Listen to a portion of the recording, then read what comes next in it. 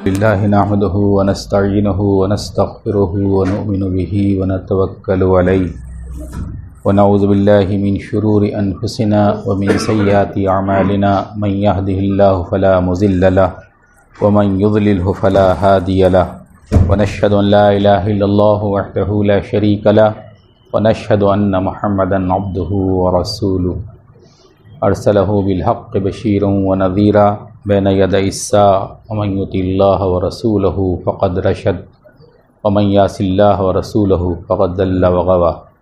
أعوذ بالله من الشيطان الرجيم. بسم الله الرحمن الرحيم.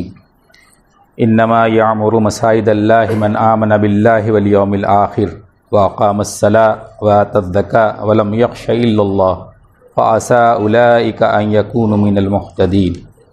وقال الله تعالى ومن أظلم ممن منع مساجد الله أن يذكر فيها اسمه وسعى في خرابها أولئك ما كان لهم من يدخلوها إلا خائفين لهم في الدنيا خزي ولهم في الآخرة عذاب عظيم. وقال الله تعالى وأن المساجد لله فلا تدعوا مع الله أحدا. صدق اللہ العظیم. بزرگوں اور بھائیوں، ابھی اس وقت میں نے 3 آیات آپ کے سامنے تلاوت کی ہیں.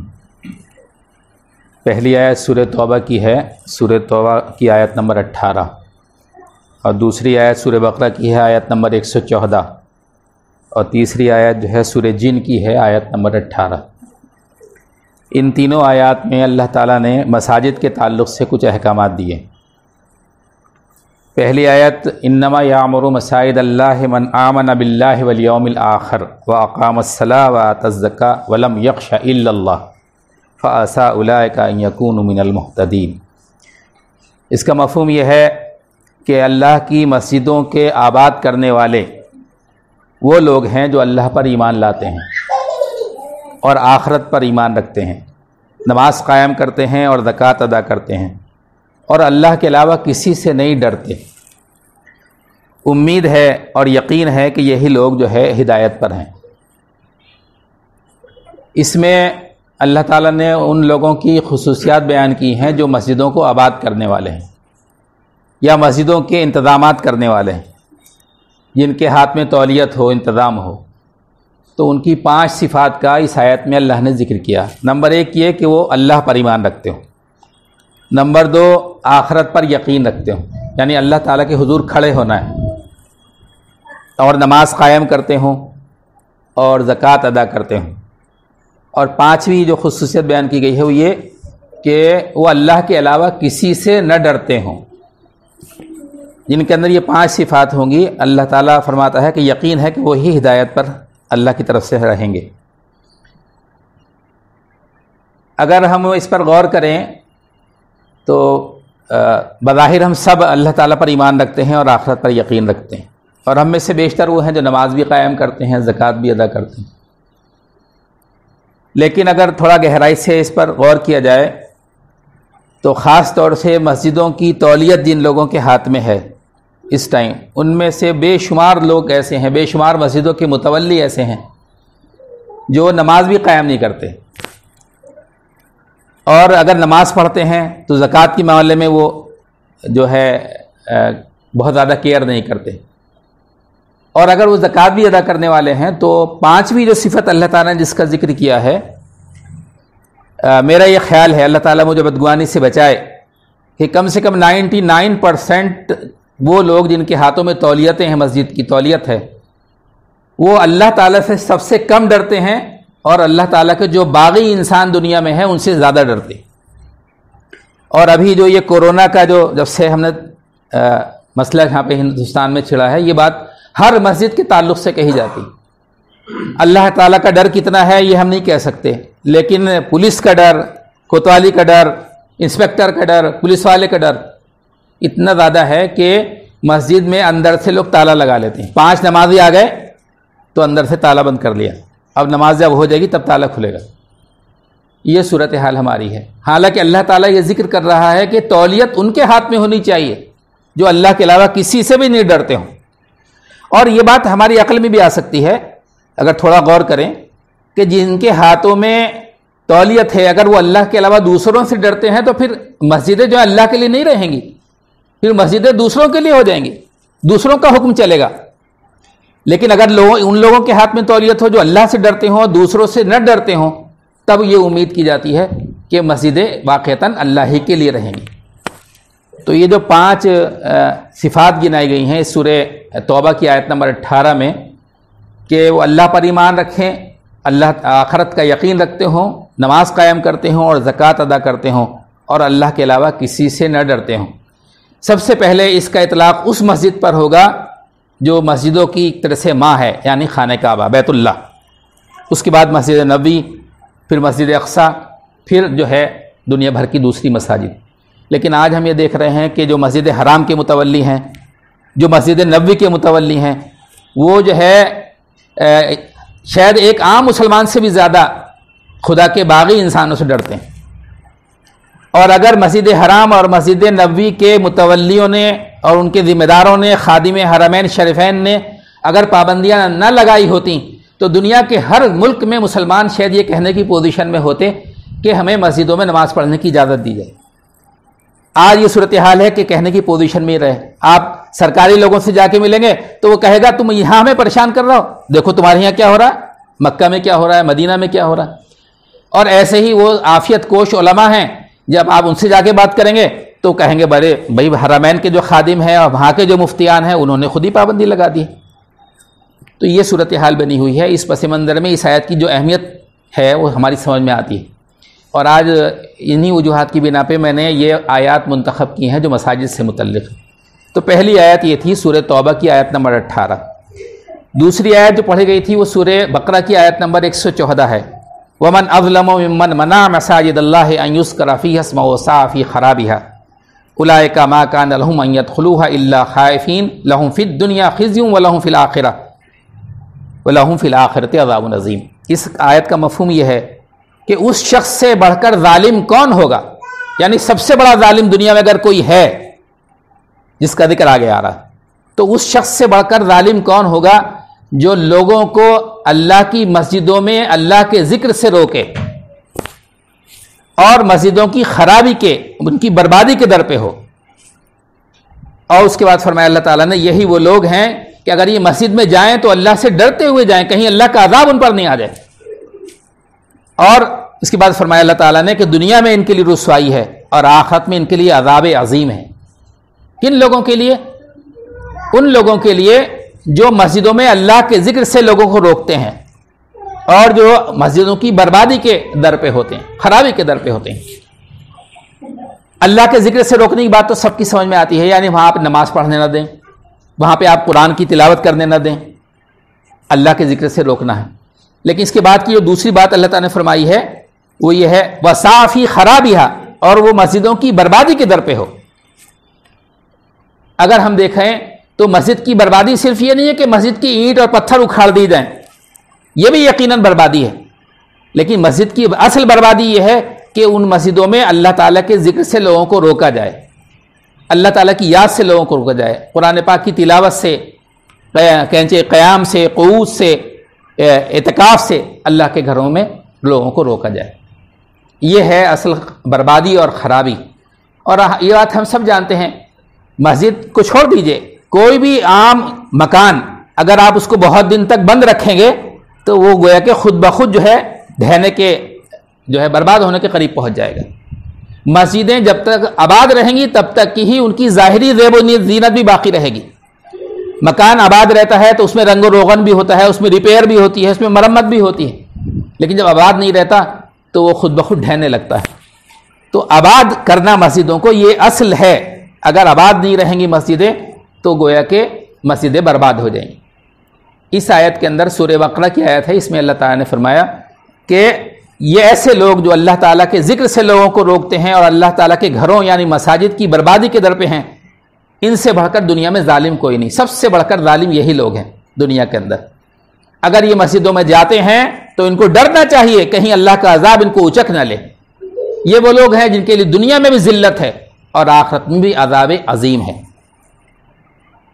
تیسری آیت جو میں نے آپ کے سامنے پڑھی وہ بہت چھوٹی سی آیت ہے، وَأَنَّ الْمَسَاجِدَ لِلَّهِ فَلَا تَدْعُوا مَعَ اللَّهِ أَحَدًا، سورہ جن کی آیت نمبر 18۔ اس آیت کے اندر اللہ تعالیٰ نے فرمایا کہ مساجد جو ہیں وہ اللہ کے لیے ہیں، مساجد کا مالک اللہ ہے، مساجد اللہ کے لیے بنائی جاتی ہے۔ اس کے بعد فرمایا اللہ تعالیٰ نے تو پھر تم ان مسجدوں میں اللہ کے علاوہ کسی کو مت پکارو۔ اس آیت سے ایک بات اور معلوم ہوتی ہے، آج کل تو یہ اللہ کا بہت شکر احسان ہے کہ یہ چیز کم ہو گئی۔ اگر تھوڑا سا پہلے ہم جائیں اور پرانی مسجدوں میں کو دیکھیں جو آج سے 50-60 سال پہلے بنی تھیں، تو مسجدوں کے دروازوں پر بھی باقاعدہ لکھا رہتا تھا، مثال کے طور پہ مسجد حناف، مسجد شافعی، مسجد اہل حدیث۔ یہ بات ہمیں سمجھنی چاہیے کہ مسجد جو ہے وہ کسی خاص فرقے اور مسلک کی جماعت کی ملکیت نہیں ہے، کسی برادری کی ملکیت نہیں۔ مسجد جو ہے وہ اللہ کے لیے ہے، اور اگر کوئی مسجد اللہ کے لیے نہیں ہے اور ہم نے اس کو کسی خاص فرقے، مسلک اور برادری میں بند کر دیا ہے تو پھر اس کی حیثیت مسجد کی باقی نہیں رہے گی صحیح معنی میں۔ مساجد اللہ کے لیے ہیں اور مساجد کو اللہ ہی کے لیے ہونا چاہیے، تاکہ کوئی بھی مسلمان جو لا الہ الا اللہ محمد رسول اللہ پڑھتا ہے وہ مسجد میں جا کر نماز ادا کر سکتا ہو، اور چاہے وہ کسی بھی مسلک اور فرقے سے اس کا تعلق ہو، اگر وہ نماز پڑھنے کے لیے جاتا ہے تو اس کو روکنے والا کوئی نہیں ہونا چاہیے۔ نبی اکرم صلی اللہ علیہ وسلم نے اپنے زمانے میں عیسائیوں کو نہیں روکا، مسلمان تو مسلمان۔ سن 9 ہجری میں عیسائیوں کا ایک ڈیلیگیشن آیا اور 10-12 دن وہ مدینہ میں رکا رہا، روزانہ اللہ کے رسول سے وہ گفتگو کرتے تھے، اللہ کے رسول نے ان کو مباہلے کی بھی دعوت دی، نجران کے عیسائی لوگ۔ لیکن جب ان کی نماز کا ٹائم آتا تھا تو اللہ کے رسول کہتے تھے کہ مسجد نبوی میں تم نماز پڑھ لو اپنی۔ اللہ کے رسول کا تو عمل یہ ہے، لیکن آج ہمارے یہاں یہ صورتحال ہے کہ مسجدیں بڑھ گئیں مسلکوں میں، برادریوں میں، فرقوں میں۔ یہاں اللہ تعالیٰ نے فرماتا ہے کہ ان المساجد للہ، مساجد اللہ تعالیٰ کے لیے۔ کسی بھی مسلک کا، برادری کا اور جو ہے فرقے کا اور جماعت کا آدمی کسی بھی مسجد میں جا کے نماز ادا کر سکتا ہے، اس کو نہیں روک سکتے آپ۔ اور ہم جانتے ہیں کہ جمعہ کی جو شرائط بتائی گئی ہیں فقہ میں، کس مسجد میں جمعہ درست ہے، اس میں ایک شرط یہ ہے کہ وہ مسجد ایسی ہونی چاہیے کہ اس میں کوئی بھی مسلمان بغیر روک ٹوک کے وہ آ سکتا ہو اور نماز پڑھ سکتا ہو۔ اگر کسی مسجد کا تالا کسی خاص مسلمان کے لیے بند کر دیا جائے، لگا دیا جائے، تو اس میں جمعہ درست نہیں۔ چنانچہ فقہ کی کتابوں میں آتا ہے کہ قلعے کے اندر جو مسجدیں ہوتی ہیں اس میں جمعہ درست نہیں، کیونکہ قلعے کے اندر عام مسلمان داخل نہیں ہو سکتا۔ اور جب یہ یہاں لاک ڈاؤن شروع ہوا اور مسجدیں بند کر دی گئیں، اس ٹائم بھی پہلا فتویٰ یہی آیا کہ گھر کے اندر جو ہے جمعہ درست نہیں رہے گا، کیونکہ عام مسلمانوں کو داخلے کی اجازت نہیں ہوگی۔ لیکن بعد میں یہ صورتحال محسوس کی مفتیوں نے کہ یہ تو ایک عام مسئلہ ہو گیا، اور اب جو ہے اس مسئلے میں ہمیں اجتہاد کرنا پڑے گا۔ چنانچہ بعد میں مفتیان کا جو فتویٰ آیا وہ یہ کہ مجبوری کی وجہ سے اس شرط کو ساخت کر دیا جائے اور لوگ جمعہ ہی پڑھیں، تاکہ جمعہ پڑھنے کے نتیجے میں ان کے کانوں میں کچھ اچھی باتیں بھی پڑتی رہیں خطبے کے ذریعے سے، کہیں ایسا نہ ہو کہ پورا سسٹم ہی چرمرا جائے۔ اور صحیح بات یہ میں نے پچھلی مرتبہ بھی کہی تھی کہ اگر بہت دن گزر جائیں گے مسجدوں میں نماز نہ پڑھنے کی، تو مجھے اندیشہ یہ ہے کہ مسجدوں میں جانے کی عادت ہی ختم ہو جائے گی، نمازوں کے ٹائم کی جو پابندی ہے وہ بھی ہم ختم کر دیں گے، یہ صورتحال بن جائے گی۔ اس معاملے میں ہمیں ریزسٹ کرنا چاہیے، ہمیں تھوڑا کوشش کرنی پڑے گی کہ ہمیں یہ حق حاصل ہو جائے کہ اللہ تعالیٰ کے گھروں میں جا کر ہم نماز پڑھ سکیں، اللہ کی مسجدیں جو ہیں وہ آباد ہو سکیں۔ تو آج یہ 3 آیات میں نے آپ کے سامنے پڑھی، ان آیات کو پڑھنے اور آپ کے سامنے رکھنے کی ایک غرض اور بھی ہے، اور وہ غرض یہ ہے کہ ابھی پچھلے ہفتے ایک دنیا کی ایک بہت بڑی مسجد کے تعلق سے بہت زیادہ خبریں آ رہی ہیں، مسجد آیا صوفیہ۔ مسجد آیا صوفیہ جو ہے وہ ترکی کی بہت بڑی مسجد ہے، استنبول کے اندر، قسطنطنیہ کے اندر۔ قسطنطنیہ دنیا کا ایک ایسا شہر تھا اللہ کے رسول کے زمانے میں جس کو کوئی فتح کرنے کا خواب بھی نہیں دیکھتا تھا، یعنی اس کا فتح کرنا ممکن ہی نہیں تھا۔ اللہ کے رسول صلی اللہ علیہ وسلم نے باقاعدہ پیشین گوئی کی تھی کہ اللہ تعالیٰ نے مجھے یا میرے ذریعے سے پھر میری امت کو اللہ تعالیٰ نے ایران کے اور روم کے خزانے عطا کر دیے۔ اللہ کے رسول نے باقاعدہ بشارت دی تھی کہ جو لشکر قسطنطنیہ پہ فوج کشی کرے گا اللہ تعالیٰ اس کو جو ہے بخش دے گا، اس کو جنت میں جگاتا کرے گا۔ چنانچہ مسلمانوں نے بہت بار کوشش کی کہ قسطنطنیہ ان کے ہاتھ میں آ جائے، لیکن قسطنطنیہ کو مسلمان 1000 سال تک فتح نہیں کر سکے۔ سینکڑوں مرتبہ مسلمانوں نے اس پر حملہ کیا۔ ایران جو اس زمانے کی سپر پاور تھی وہ پورا ختم ہو گیا، روم کی حکومت بھی پوری دنیا میں ختم ہو گئی، لیکن وہ قسطنطنیہ شہر مسلمان فتح نہیں کر سکے۔ اور قسطنطنیہ شہر فتح نہ کرنے کا نتیجہ یہ نکلا کہ جو ہے عیسائیوں کی جو صلیبی جنگیں تھیں عیسائیوں نے مسلمانوں پر تھوپ دی، کروسیڈ وار، اور ان کا جو اصل مرکز تھا وہ قسطنطنیہ بنا رہا۔ چنانچہ عیسائی وہاں سے حملہ کرتے اور اس کے نتیجے میں 5ویں صدی ہجری میں بیت المقدس پہ عیسائیوں نے قبضہ کر لیا، اور 90 سال کے بعد سلطان صلاح الدین ایوبی نے بیت المقدس کو آزاد کرایا۔ جو اصل نقصان ہو رہا تھا وہ قسطنطنیہ کی وجہ سے ہو رہا تھا۔ چنانچہ آج آپ دیکھ رہے ہیں ایک بہت معروف سیریل چل رہا ہے، ہر شخص، ہر نوجوان مسلمان اس کو دیکھ رہا ہے اپنے موبائل پر، ارطغرل۔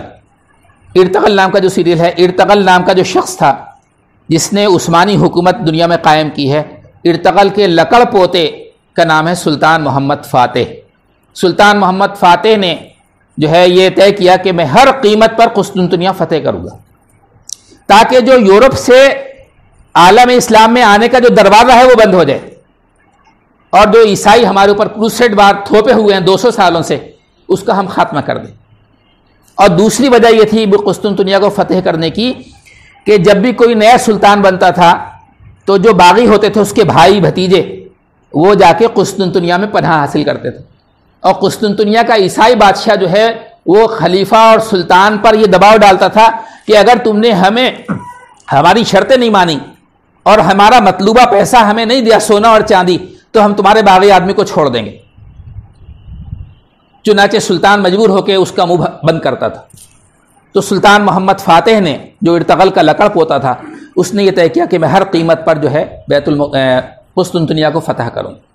چنانچہ آج سے تقریباً 500 سال پہلے 1453 عیسوی میں سلطان محمد فاتح نے قسطنطنیہ کو فتح کیا، اور قسطنطنیہ کے اندر ایک چرچ تھا جو 1000 سال پہلے سے قائم تھا، اس چرچ کا نام آیا صوفیہ تھا۔ سلطان محمد فاتح نے قسطنطنیہ فتح کرنے کے بعد اس چرچ میں جمعہ کی نماز ادا کی۔ اس جمعہ کی نماز کے بعد اس نے جو ہے چرچ کے پادریوں سے ملاقات کر کے اور ان کو امن کا گویا کہ پروانہ دے کر ان سے جو ہے آیا صوفیہ کی ملکیت کو خریدا باقاعدہ، یعنی آیا صوفیہ آپ ہمیں بیچ دیجئے۔ اور جب عیسائی پادریوں نے آیا صوفیہ کو سلطان کے ہاتھ فروخت کر دیا تو سلطان نے اس آیا صوفیہ کو جو ہے چرچ سے مسجد میں تبدیل کر دیا، باقاعدہ مسجد ڈکلیئر کر دی گئی، مسجد آیا صوفیہ۔ ایک بات سمجھنے کی یہ ہے کہ ابھی 1928 تک پوری دنیا میں یہ انڈرسٹینڈنگ تھی، بلکہ قانون تھا کہ جو آدمی کسی شہر کو فتح کرے اس شہر کا مالک وہی ہوتا تھا، چاہے جس کو زمین دے چاہے جس کو مکان دے، مالک وہ ہوتا تھا جو فتح کرتا تھا۔ تو اگر اس قانون کی روح سے آپ دیکھیں تو سلطان محمد فاتح قسطنطنیہ شہر کا مالک تھا، اس نے اس کو فتح کیا تھا قوت کے ذریعے سے۔ وہ چاہتا تو بغیر خریدے ہی اس کو مسجد میں تبدیل کر دیتا، کوئی شرعاً، اخلاقاً اور قانوناً اس پہ کوئی بھی سوال قائم نہیں کر سکتا تھا۔ لیکن سلطان محمد فاتح نے صرف اپنے اس حق کا استعمال نہیں کیا بلکہ باقاعدہ پیسے دے کر جو ہے چرچ کو خریدا۔ اور آپ جانتے ہیں کہ چرچ لوگ بیچتے ہیں اور مسلمان خریدتے ہیں۔ آج بھی یورپ میں، امریکہ میں کتنے چرچ ہیں جو مسلمان خرید کر اس کو مسجد میں تبدیل کر رہے ہیں۔ عیسائی چرچ بیچ رہے ہیں، مسلمان اس کو خرید کے اس کو مسجد بنا رہے ہیں۔ چنانچہ آیا صوفیہ کو سلطان محمد فاتح نے خرید لیا اور اس کو مسجد میں تبدیل کر دیا۔ 400 سال تک وہ مسجد بنی رہی عالم اسلام کی، اور استحاض سے وہ مرکزی مسجد تھی کہ جو خلیفہ تھا وہ آیا صوفیہ کے اندر ہی نماز پڑھتا تھا۔ ہندوستان کے ایک بہت بڑے عالم دین سید سلیمان ندوی رحمۃ اللہ علیہ ایک بار گئے قسطنطنیہ، جب ہندوستان میں خلافت موومنٹ چل رہا تھا تو قسطنطنیہ کا سفر کیا انہوں نے، اور جمعہ کی نماز انہوں نے مسجد آیا صوفیہ میں ادا کی. انہوں نے ایک اپنا واقعہ، آنکھوں دیکھا واقعہ انہوں نے لکھا کہ خلیفہ جو ہے وہ بھی نماز پڑھنے آیا تو مسجد کے ممبر پہ جو ہے کھڑے ہو کے جب خطبہ دیا خطیب نے، اور جب دوسرے خطبے میں اس نے خلفاء کا نام لیا، ابو بکر صدیق کا، عمر فاروق کا، عثمان غنی اور حضرت علی کا نام لیا، چاروں خلفاء کا نام لینے کے بعد اس نے جو وقت کا خلیفہ تھا خلیفہ عبدالحمید ثانی، جب اس کا نام لیا تو ایک قدم نیچے اتر گیا. گویا کہ اس نے یہ پیغام دیا کہ یہ جو ہمارا خلیفہ ہے چاہے کتنا بھی بڑا کیوں نہ ہے لیکن یہ خلفۂ راشدین کے برابر نہیں. یہ واقعہ لکھا. تو یہ مسجد رہی 400 سال تک، لیکن ترکی میں ایک بڑا انقلاب آیا. ترکی کا اقتدار اس شخص کے ہاتھ میں آ گیا جو یہودی ماں کا بیٹا تھا، مصطفیٰ کمال اتا ترک. پوری اسکیم اور سازش کے تحت جس میں امریکہ، برطانیہ، روس، اٹلی، فرانس سب شریک تھے، خلیفہ کو انہوں نے معزول کر دیا، خلیفہ کے خاندان کو جلا وطن کر دیا، سوئٹزرلینڈ کی طرف پورا خاندان جلا وطن کر دیا، اور فوج کے ایک آدمی نے اقتدار اپنے ہاتھ میں لے لیا. اس کا نام تھا مصطفیٰ کمال اتا ترک جو یہودی ماں کا بیٹا تھا. اس نے اپنے آقاؤں کو خوش کرنے کے لیے 1935 میں مسجد آیا صوفیہ کو میوزیم میں تبدیل کر دیا. یہ آرڈر جاری کر دیا کہ اب یہ مسجد نہیں، یہ میوزیم ہے، میوزیم بنا دیا گیا. 1935 سے اب تک 85 سال ہو گئے وہ میوزیم تھی. اور اگر اس میوزیم کے مسجد آیا صوفیہ کے اگر لوگ فوٹو دیکھیں، آج کل میں بھی وہ فوٹو دوبارہ سے آئے ہیں، تو ہر باہمیت مسلمان کے سینے پہ سانپ لوٹ جائے گا، پریشان ہو جائے گا کہ مسجد، یہ مسجد ہے، اس کا کیا حال ہے. ایسے فوٹو ہیں. مسجد کے محراب میں کھڑے ہو کے یورپ اور امریکہ کے جو ٹورسٹ ہیں، لڑکے اور لڑکیاں نیم برہنہ لباس میں مسجد کے محراب میں کھڑے ہو کے فوٹو کھنچواتے ہیں اور اس کو جو ہے وہ دنیا میں پھیلاتے ہیں. کوئی مسلمان اس کو گوارا کرے گا؟ لیکن مصطفیٰ کمال اتا ترک اور اس کی سیکولر فوج اور اس کا سیکولر جوڈیشری، ان سب نے مل کے ایسا ماحول بنایا ہوا تھا کہ کوئی بول نہیں سکتا تھا. چنانچہ 1950 کی دہائی میں ترکی کا ایک پریزیڈنٹ بنا سلیمان ڈیمرل. سلیمان ڈیمرل اسلام پسند تھا. اس نے جو ہے یہ اعلان کیا کہ مسجدوں میں اذان جو ہے عربی میں ہوگی. مصطفیٰ کمال اتا ترک نے یہ پابندی لگاتی تھی کہ اذان بھی عربی میں نہیں ہوگی اور مسلمان اپنے نام عربی میں نہیں رکھیں گے، ترکی میں رکھیں گے. سلیمان ڈیمرل نے یہ حکم نامہ جاری کیا کہ اب اذان جو ہے عربی میں ہوگی جیسا کہ سب جگہ ہوتی. فوج نے جو ہے اس کا تختہ پلٹ کر دیا اور اس کو پھانسی پہ لٹکا دیا اس جرم میں کہ اس نے عربی میں اذان دینے کا آرڈر جاری کیا تھا. یہ صورتحال ترکی کے اندر تھی. لیکن پھر اللہ تعالیٰ نے احسان کیا اور جو تحریکات اسلامی تھیں ان کی محنتوں کا نتیجہ یہ نکلا کہ تبدیلیاں آنی شروع ہوئیں. اور چنانچہ اس سال یہ تبدیلی آئی 2020 میں کہ وہاں کی سب سے بڑی عدالت نے یہ فیصلہ سنایا، کسی نے اس میں رٹ داخل کر دی کہ یہ مسجد آیا صوفیہ جو ہے سلطان محمد فاتح ٹرسٹ کی ملکیت ہے اور یہ مسجد تھی. سلطان محمد فاتح نے وصیت کی تھی کہ اس مسجد کو مسجد ہی رہنا ہے، اس کو آپ تبدیل نہیں کر سکتے. چنانچہ جب مقدمہ لڑا گیا تو وہاں کی سب سے بڑی عدالت نے جو ہے یہ فیصلہ سنایا کہ یہ مسجد ہے اور اس کو مسجد میں تبدیل کر دینا چاہیے. چنانچہ وہاں کا جو پریزیڈنٹ ہے طیب اردغان، اس نے جو ہے باقاعدہ اس پہ مہر لگا دی اور یہ اعلان کر دیا کہ آج کے بعد سے یہ مسجد رہے گی، اس میں جو ہے کہنا چاہیے میوزیم نہیں رہے گا. اور ایک بات میں آپ سے اور عرض کر دوں کہ جب یہ میوزیم ڈکلیئر کیا گیا تھا تو اس پہ ٹکٹ لگایا گیا تھا. کوئی بھی اس کے اندر جائے گا تو اس کو ٹکٹ لینا پڑے گا ہندوستانی کرنسی میں 900 روپے کا ٹکٹ. اب ایک عام مسلمان کیسے اس میں جائے گا بیچارہ؟ تو انہوں نے یہ اعلان کیا کہ اب یہ مسجد رہے گی، اس میں ٹکٹ وکٹ کچھ نہیں ہوگا، جو بھی مسلمان آئے گا وہ اس میں نماز پڑھے گا. اور سب سے اہم بات یہ ہے کہ ترکی میں یہ کوئی ایشو نہیں ہے. ترکی میں مصطفیٰ کمال اتا ترک کی پارٹی کا جو پریزیڈنٹ ہے اور آنے والے الیکشن میں جو اردغان کے مقابلے میں کھڑا ہونے کا اعلان کیا اس نے ترکی کے پریزیڈنٹ کی حیثیت سے، اس نے یہ کہا کہ جب اس میں نماز پڑھی جائے گی پہلی تو میں بھی اس میں، میری خواہش ہے کہ میں بھی اس میں شریک رہوں. وہاں کوئی ایشو نہیں. لیکن ہمارے بھارت میں یہ بڑا ایشو بنا ہوا ہے، یورپ میں اور امریکہ میں بڑا ایشو بنا ہوا ہے. امریکہ، یورپ اور اسرائیل اس کو اس اینگل سے دیکھ رہے ہیں کہ ترکی جو ہے واپس خلافت عثمانیہ کی طرف جا رہا. اگر خلافت عثمانیہ کی طرف واپس جائے گا تو لوگوں کو بڑا ڈر اور تشویش ہے، یورپ کو، امریکہ کو، اسرائیل کو، اور ہمارے نام نہاد مسلم ملکوں کو، سعودی عرب کو. چنانچہ سعودی عرب کی طرف سے جو آفیشیل اسٹینڈ آیا وہ یہ کہ انہوں نے اس کی مذمت کی کہ اس میوزیم کو دوبارہ مسجد کیوں بنایا گیا. سعودی عرب کے آفیشیل اسٹینڈ میں یہ کہا گیا کہ اردغان جو ہے وہ انتہا پسندوں کے ہاتھوں میں کھیل رہے ہیں اور یہ دوبارہ خلافت عثمانیہ کی طرف واپس جانا چاہتے ہیں. سعودی عرب کو یہ فکر ہو رہی کہ خلافت عثمانیہ دوبارہ قائم ہوگی تو سعودی عرب پر اس کی حکومت قائم ہو جائے گی، ان کے ہاتھ سے حکومت نکل جائے گی. تو سعودی عرب ہو یا امریکہ اور یورپ ہو یا اسرائیل ہو، وہ اس کو اس انداز میں دیکھ رہے ہیں کہ یہ واپس اسلام کی طرف آ رہے ہیں یہ لوگ. اور خود اردغان نے یہ اعلان کیا کہ مسجد آیا صوفیہ کو دوبارہ مسجد بنانے کا جو ہے ہم نے فیصلہ کیا ہے، یہ مسجد اقصی کی بازیابی کے لیے پہلا قدم ہے. اس نے کہا یہ پہلا قدم ہے، ہم مسجد اقصی کو بازیاب کریں گے. اگر ہم مسجد اقصی کو چھوڑ دیں گے تو مسجد نبوی خطرے میں پڑ جائے گی، مسجد نبوی کو چھوڑ دیں گے تو مسجد حرام خطرے میں پڑ جائے گی، اور مسجد حرام کو چھوڑ دیں گے تو بیت اللہ خطرے میں پڑ جائے گی. تو وہ بھی اس انداز میں دیکھ رہے ہیں.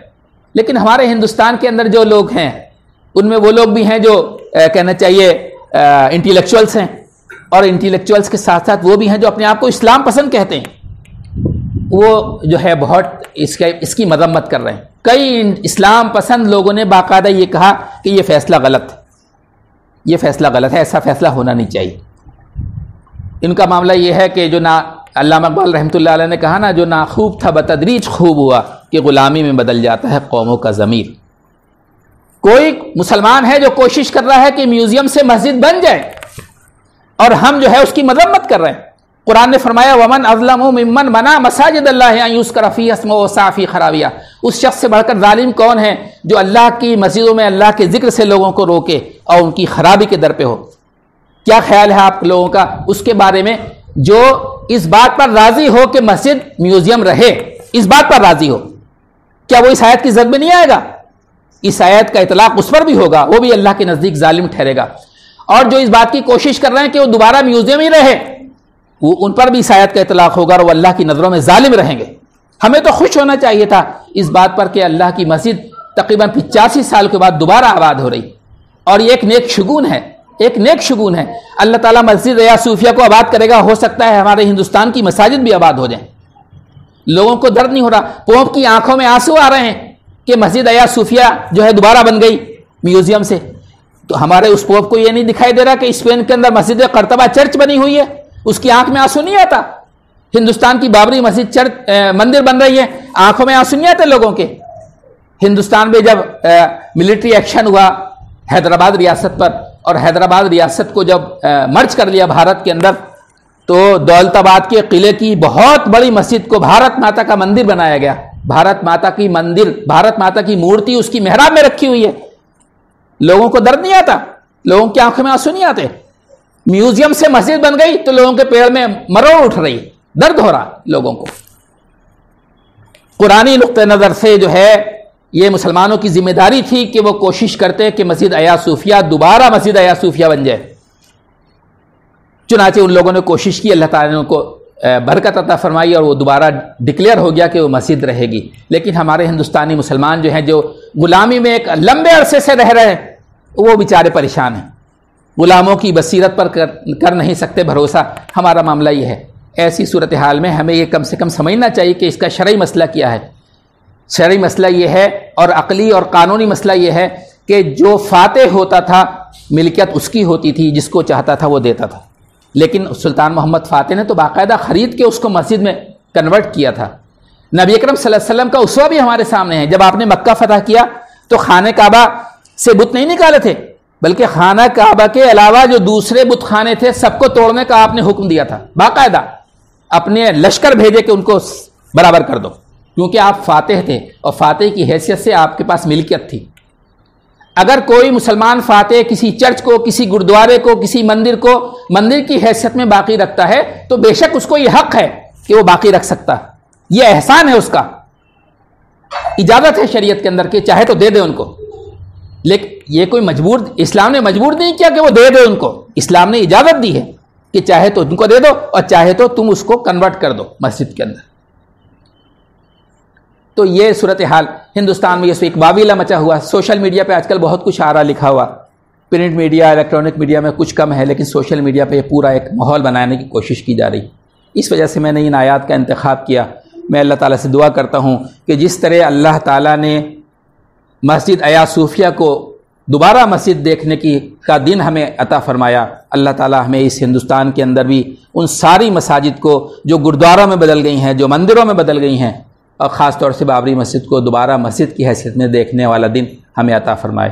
ربنا تقبل منا انک انت السمیع العلیم وتب علینا انک انت التواب الرحیم وآخر دعوانا ان الحمد للہ۔